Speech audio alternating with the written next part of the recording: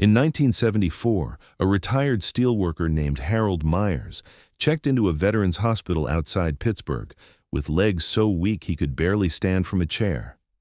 He was 68 years old, down 30 pounds from the year before, and his doctor told his daughter that without serious intervention, Harold would never walk unassisted again. There was no protein shake, no supplement bar with a bodybuilder on the front. What the hospital kitchen sent to Harold's bedside 3 times a day were meals that his own mother could have made. Chicken soup with real shredded meat, soft eggs on buttered toast, liver with onions so caramelized they were almost sweet, and a glass of milk that tasted a little thicker than usual, because the dietitian had stirred powdered milk into it to double the protein. 6 weeks later, Harold walked out of that hospital on his own 2 feet. Somewhere between the rise of protein powder and the explosion of processed convenience food, America forgot almost every one of those recipes. Today, we are bringing 8 of them back. These are the meals that hospitals and family kitchens once relied on to rebuild muscle in aging bodies. And the science behind them is just as solid now as it was 50 years ago. Number 1, cream of chicken soup. Walk into any hospital recovery ward in the 1970s and you would have smelled it before you saw it. A big stainless steel pot of homemade cream of chicken soup, simmering on a cart in the hallway, ladled into heavy ceramic bowls for patients who could barely lift a spoon. This was not the condensed version from a red and white can. Hospital kitchens made it from scratch. A whole chicken went into a stock pot with carrots, celery, onion, and a bay leaf. The bird simmered for hours until the meat fell apart. Then, the kitchen staff shredded the chicken by hand, stirred it back into the broth with a splash of cream or whole milk, and thickened it just enough to coat the back of a spoon. The genius of this soup was how much protein it packed into something so easy to eat. A single bowl could deliver 20 to 25 grams of complete protein, plus the collagen and gelatin from the slow-cooked bones. For a frail patient who had no appetite and no energy to chew, this was the difference between losing more muscle and starting to rebuild. You can make it at home in about 2 hours. 1 whole chicken, a few vegetables, salt, pepper, and a cup of whole milk or cream stirred in at the end. Nothing complicated, nothing expensive, just real food doing what real food has always done. But chicken soup was only the beginning of what those hospital kitchens had in their arsenal. Number 2, liver and onions. If you grew up in the 1960s or 1970s, there's a good chance your mother put a plate of liver and onions in front of you at least once, and there's an equally good chance you pushed it away. Liver was never a popular food with children, but in geriatric medicine, it was practically a prescription. Doctors across the country recommended pan-fried beef liver or chicken liver for elderly patients dealing with anemia, fatigue, and muscle wasting. The reason was simple. Ounce for ounce, liver is one of the most nutrient-dense foods on the planet. A single 4-ounce serving of beef liver delivers around 20 grams of protein, more than a full day's worth of vitamin B12, a massive dose of iron in its most absorbable form, and significant amounts of vitamin A, folate, and riboflavin. For an older adult whose body was struggling to absorb nutrients from regular food, liver was like a multivitamin that you could eat with a fork. The preparation was always the same in those kitchens. Slice the liver thin, about 1/4 inch. Dredge it lightly in seasoned flour. Pan-fry it in butter over medium-high heat, about 3 minutes per side, until the outside is golden but the inside is still slightly pink. The onions go into the same pan, sliced into rings and cooked slow in the leftover butter until they turn deep amber and sweet.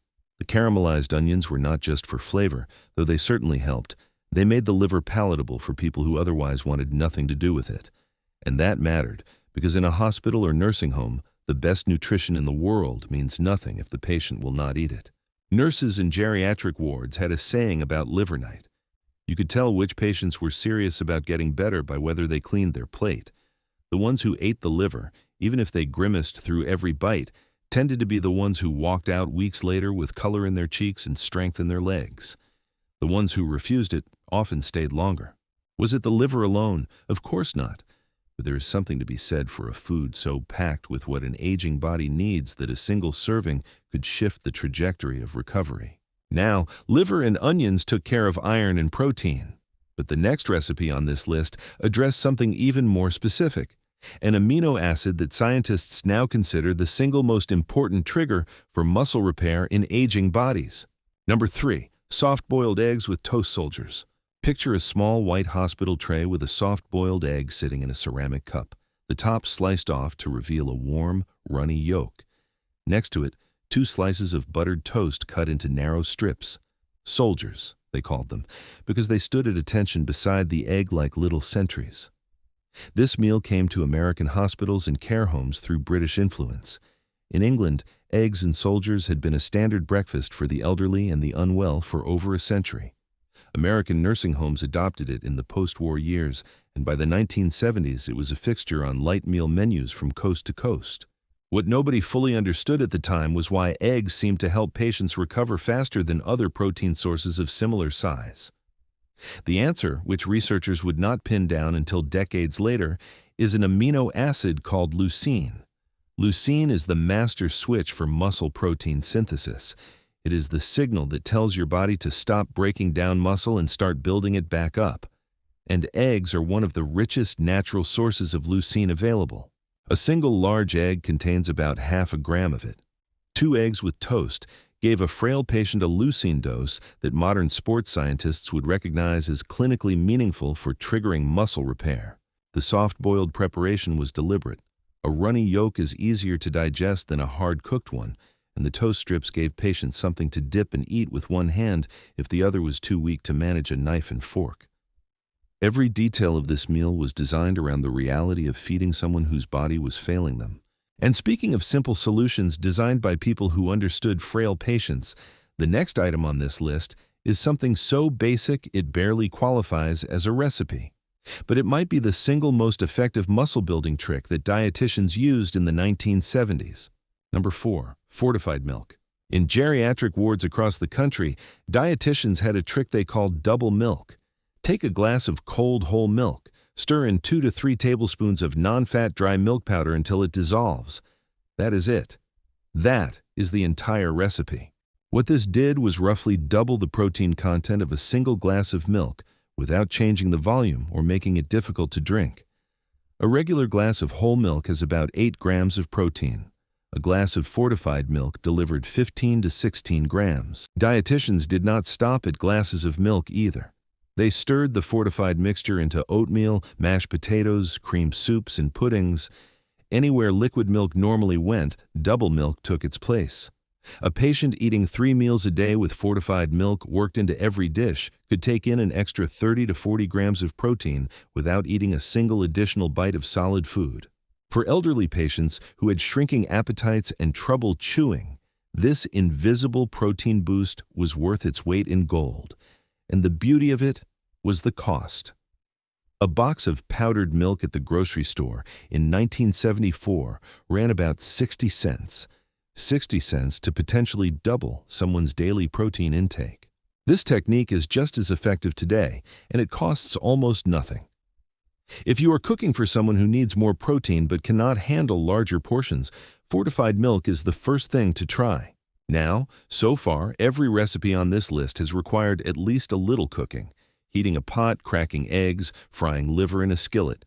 But the next one required no cooking at all, and it was one of the most popular light meals served in care homes from the mid-1960s all the way through the end of the 1970s. Number 5. Cottage cheese and canned peaches. Open a container of cottage cheese. Spoon it onto a plate. Open a can of peach halves in light syrup. Place 2 or 3 peach halves on top. Serve. That was lunch in thousands of nursing homes and assisted living facilities across America for nearly 2 decades. It sounds almost comically simple, but there was real nutritional logic behind that paper plate. Cottage cheese is loaded with casein protein, which digests slowly and provides a steady stream of amino acids to muscles over several hours. A single cup of cottage cheese delivers about 25 grams of protein. The canned peaches added natural sugars that help the body absorb the protein more efficiently, plus potassium, which many elderly patients were chronically low on.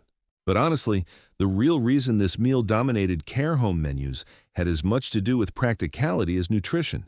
It required no cooking, no chewing, no sharp utensils, and no cleanup beyond rinsing a plate. A single aide could prepare it for 20 residents in the time it took to make one proper meal. There was also something about the combination that people genuinely enjoyed: the cool, creamy tang of the cottage cheese against the sweet, soft peach. It was a flavor pairing that belonged to a specific era of American eating, when canned fruit was considered perfectly respectable, and cottage cheese was the health food your mother kept in the refrigerator next to the tab soda and the margarine. If you are caring for someone who needs more protein and refuses to eat much of anything, cottage cheese and canned peaches is worth trying. It has been working for 60 years. And speaking of meals that seem too simple to matter, there is something worth pausing on here. Something bigger than any single recipe on this list. The thread that connects every one of these meals is not really about protein grams or amino acid profiles. It is about dignity. Every one of these recipes was designed around people who had lost something: strength, independence, the ability to feed themselves without help. And the cooks and dietitians who served these meals understood that the food was not just fuel. It was a statement. You matter enough for someone to feed you properly. You are worth the effort of a real meal, even if that meal is a bowl of soup or an egg in a cup. That is what gets lost when we replace real cooking with nutrition shakes and supplement pills. The human part, the care. If you are finding value in this, hit subscribe. We cover forgotten recipes in senior health every week, and the next 3 items on this list are just as important as the first 5. Now, speaking of meals that carried emotional weight far beyond their ingredients. Number 6, meatloaf with gravy. If there was one food that could make a hospital room feel like a kitchen table back home, it was meatloaf. And in the 1970s, hospital and nursing home kitchens made a lot of it. The institutional version was straightforward: ground beef mixed with a beaten egg, breadcrumbs soaked in milk, finely diced onion, salt, and pepper. Shaped into a loaf, baked at 350 degrees for about an hour, then sliced and served with a ladle of brown gravy over the top. The texture was the key. Meatloaf is inherently soft. The egg and milk-soaked breadcrumbs keep the meat tender and almost pillowy, nothing like a grilled steak or a pork chop that requires serious jaw work. For elderly patients with dental problems, missing teeth, or ill-fitting dentures, meatloaf was one of the few ways to get a substantial serving of red meat protein without a struggle. A typical slice delivered around 20 to 25 grams of protein, plus iron from the beef and additional protein from the egg binder. The gravy added moisture that made every bite easy to swallow, and it gave kitchen staff a way to add extra nutrition by using the pan drippings from the roast to build the sauce. Meatloaf was also familiar. That mattered more than you might think. When you are sick, when you are old, when your world has shrunk to a hospital bed and a window, a plate of meatloaf with gravy can feel like a lifeline to a version of yourself that still had a dining room table and a family sitting around it. Comfort food is not just a cliché, it is a clinical tool. Patients who feel comforted eat more. Patients who eat more recover faster. The psychology of the plate is part of the medicine. But not every patient wanted a savory meal. Some had lost their appetite so completely that only something sweet could coax them into eating. And that is where the next recipe earned its place in every hospital kitchen in the country. Number 7, custard. Baked custard, boiled custard, cup custard, caramel custard. Whatever you called it and however you made it, custard was the fail-safe of institutional feeding. When a patient refused the soup, turned away the meatloaf, and would not touch the cottage cheese, the kitchen sent up custard, and almost nobody refused custard. The recipe is one of the oldest in Western cooking. Beat together eggs, milk, sugar, and a splash of vanilla. Pour the mixture into ramekins or a baking dish. Bake in a water bath at 325 degrees until the center barely jiggles. Let it cool. Serve it with a spoon. Each small ramekin of baked custard contains roughly 7 to 8 grams of protein from the eggs and milk. That may not sound like much, but for a patient who has eaten nothing else all day, those 7 grams are the difference between continued muscle breakdown and at least a pause in the decline. Hospital kitchens often fortified their custard the same way they fortified their milk, by stirring powdered milk into the liquid base before baking. A fortified custard could push 12 or 13 grams of protein into a dish that tasted like dessert. Patients would eat 2 or 3 servings without complaint, taking in more protein from custard alone than many of them got from their regular meals. Some kitchens got creative with it. They made chocolate custard by adding cocoa powder. They made coffee custard for patients who missed their morning cup. They poured caramel sauce over the top or folded in mashed banana for extra potassium. The base recipe was so forgiving that you could adjust it a dozen different ways without losing the protein content or the silky texture that made it easy to swallow. There is a lesson in that. Sometimes the most effective nutrition strategy is not the most scientifically optimized one. It is the one the patient will actually eat. Custard understood that assignment better than almost any other food in the hospital kitchen. And finally, we come to the last recipe on this list. It is the one with the most colorful history, the most devoted following, and possibly the most unprintable nickname in American cooking. Number 8. Creamed chipped beef on toast. If you served in the United States military at any point before 1990, you already know this dish, and you probably know it by its nickname, which polite company usually abbreviates to SOS. The full phrase, which generations of soldiers used with equal parts affection and disgust, translates roughly to something on a shingle. The recipe is exactly what it sounds like. Dried beef, sliced thin and sometimes rinsed to cut the saltiness, gets simmered in a creamy white sauce made from butter, flour, and milk. The mixture is spooned over toast or biscuits and served hot. Creamed chipped beef was born in military mess halls during the early 1900s. It was cheap, it was fast, it could feed 500 soldiers from a single kitchen, and it delivered a serious dose of protein from the beef and the milk-based sauce. After World War II, it traveled home with returning veterans and became a staple of diners, home kitchens, and eventually nursing homes and hospitals across the country. By the 1970s, it was everywhere. The institutional version used about 2 ounces of dried chipped beef per serving, simmered with 2 tablespoons of butter, 2 tablespoons of flour, and a cup of whole milk. Poured over 2 slices of sturdy white toast, the whole plate delivered roughly 18 to 20 grams of protein and enough calories to keep an aging body fueled through the afternoon. The flavor is salty, creamy, and deeply savory. People who grew up eating it tend to love it with a loyalty that borders on devotion, veterans especially. For many of them, creamed chipped beef is not just a meal. It is a sense memory from their years of service, from mess halls and barracks and mornings when they were young and strong and had no idea how much they would eventually miss that particular taste. People encountering it for the first time tend to be skeptical right up until the first bite. If you have never tried it, it is worth making at least once, if only to taste a piece of American food history that fed soldiers, patients, and grandparents for the better part of a century. And that brings us back to where we started. A veterans hospital outside Pittsburgh, a man named Harold who could not stand on his own, and a kitchen full of women who knew exactly what to cook to bring him back.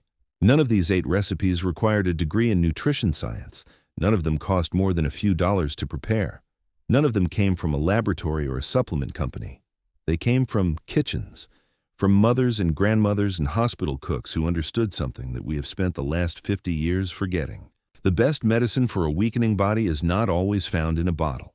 Sometimes it is found in a bowl of soup, a plate of meatloaf, or a soft-boiled egg sitting in a cup with 2 strips of buttered toast standing beside it.